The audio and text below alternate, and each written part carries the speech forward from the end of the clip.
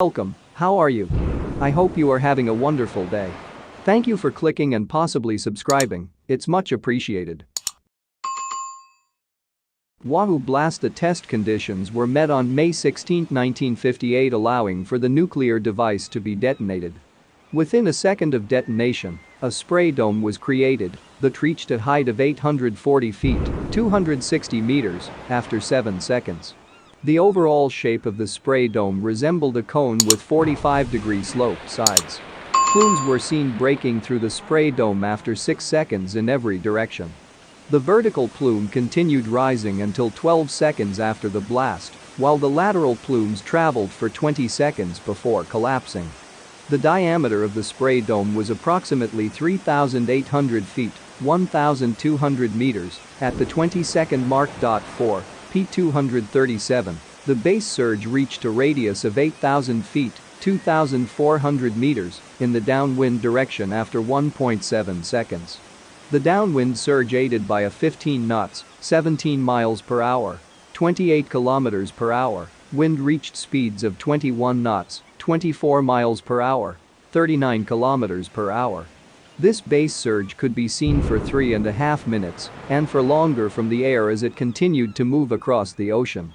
When the spray dome and base surge had dissipated, a foam patch could be seen spreading from the surface zero water to reach over 6,000 feet, 1,800 meters. The nuclear blast was calculated to be 9 kilotons of TNT, 38 TJ. All fallout stayed within the predicted fallout area with a maximum of 0.030 R per hour. The target ship at 5,900 yards was directly hit by the shockwave, vibrating the entire ship and shaking it violently.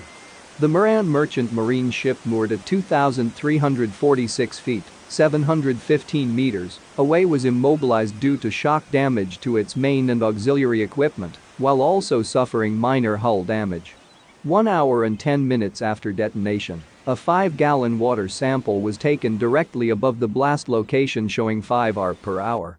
The retrieval team entered a 3.8 R refield after an hour and 35 minutes. The 2000 report of the United Nations Scientific Committee on the Effects of Atomic Radiation to the General Assembly states that the main man-made contribution to the exposure of the world's population to radiation has come from the testing of nuclear weapons in the atmosphere from 1945 to 1980.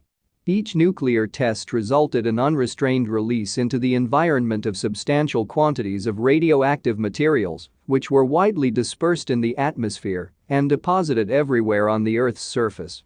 Concern over bone-seeking radionuclides and the first mitigating steps.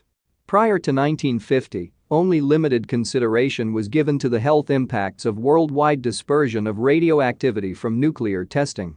Public protests in the 1950s and concerns about the radionuclide strontium-90 and its effect on mother's milk and babies' teeth were instrumental in the conclusion of the Partial Test Ban Treaty, PTBT, in 1963. The PTBT banned nuclear testing in the atmosphere, outer space and underwater, but not underground, and was signed by the United States, the Soviet Union and the United Kingdom.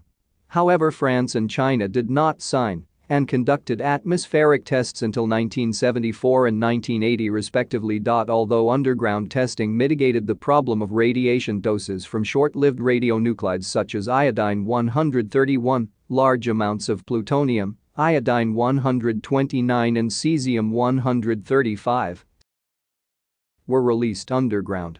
In addition, exposure occurred beyond the test site if radioactive gases leaked or were vented.